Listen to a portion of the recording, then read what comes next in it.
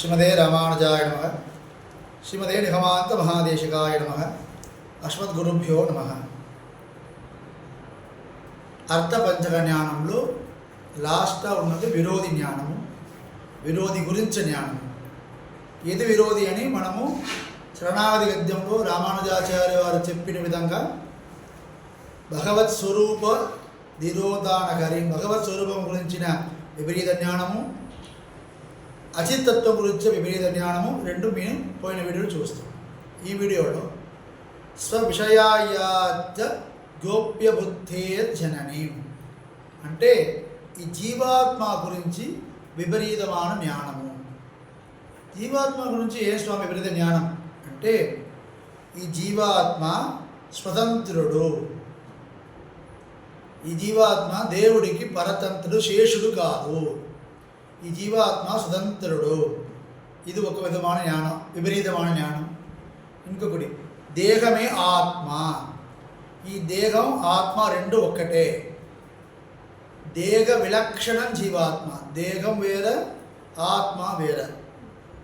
మనం సాధారణంగా శరీరం వేరే, లోపల ఉన్న ప్రాణం వేరే కదా. ప్రాణం ఉందంటే మనకు ఈ శరీరం పనిచేస్తుంది.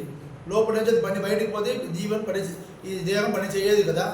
మనం ఏం అనుకున్నామంటే ఈ దేహము లోపల ఆత్మ రెండు ఒక్కటే.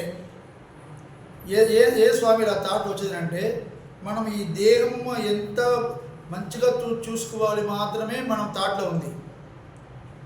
ఇది అలంకారం చేసడం, ఇది తల నుంచి ఆరంభించి పాద వరకు అలంకారం చేయడం, దాన్ని చేసుకోలే మనము టైం దాంట్లో సెలవు చేసుకున్నాం. ఇంకొకటి ఉంది, అప్పుడు అలంకారం చేసుకోలేకపోదా స్వామి అంటే పరాశర భట్టును స్వామివారు ఉంటారు.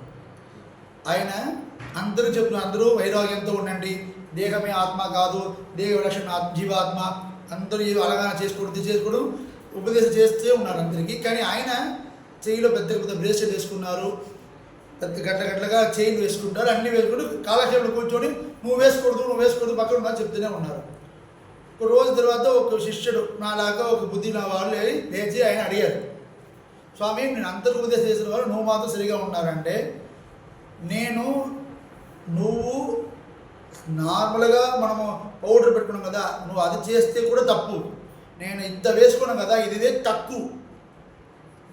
ఎందుకు స్వామి అంటే నువ్వు ఈ దేహం ఆత్మ, ఈ దేహమే ఆత్మ అనుకొని అది దాని మంచిగా చూసుకున్నాం మనం.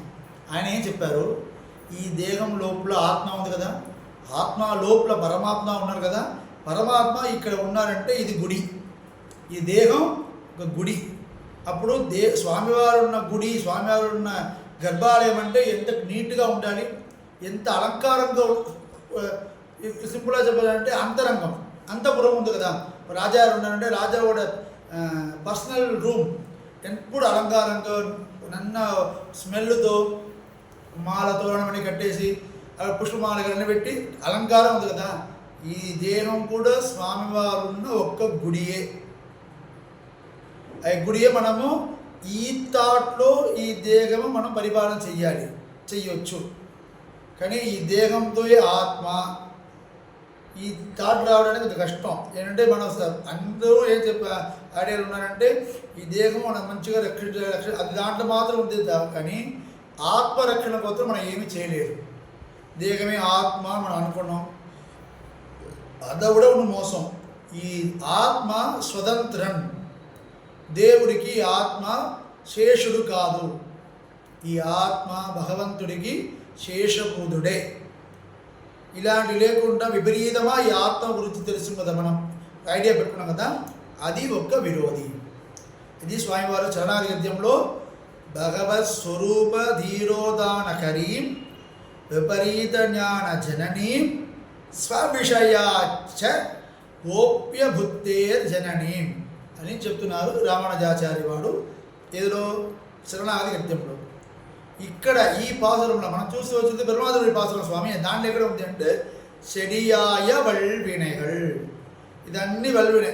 ఇప్పుడు మనకు కర్మ ఎలా వస్తుంది, మన దేహమే ఆత్మ అనుకున్నాం కదా, దానివల్ల ఈ ఆత్మ ఈ దేహం రక్షణ కోసం మనం తప్పు చేస్తాం, అది మన కర్మం అవుతుంది, అది వల్వినయ అవుతుంది. వల్వినయ అంటే గట్టిగాన కర్మ, పుణ్య పాపం రెండుమే ఉంది. గట్టిగాన పాపం పెట్టుకోండి. ఇదంటే ఏం చేస్తుంది, మనం దేవుడి దగ్గర పోలేకుండా మనకు అబ్స్టెకిల్స్తా ఉంది, ఆపుతుంది, అబ్స్టెకిల్స్తా ఉంది. అదే విరోధించ. సో ఇక ఒక్క పాసురంలో కూడా మన ఆళ్వారందరూ అర్థ పంచక జ్ఞానమ మనకు చూపిస్తే ఉన్నారు. ప్రాప్యస్య బ్రహ్మణో రూపం ప్రాప్తుచ్చ ప్రత్యేకాత్మన ప్రాప్తుపాయ ఫలం ప్రాప్తి విరోధిచ. ఈ పాసురంలో செடியாய வல்வினைகள் தீர்க்கும் திருமாலே நெடியானே வேங்கடவா நின் கோயிலில் வாசல் அடியாரும் வானவரும் அறம் பயரும் கிடந்தியம்பும் படியாய் கிடந்து உன் பவழவாய் காண்பேனே అని చెప్తున్నారు. కులశేఖరాళ్వార్ తిరువడిகளே చరణం, ఎంబెరుమానార్ తిరువడిகளே చరణం, స్వామి దేశికం తిరువడిகளே చరణం, అశ్వదాచార్యం తిరువడిகளே చరణం.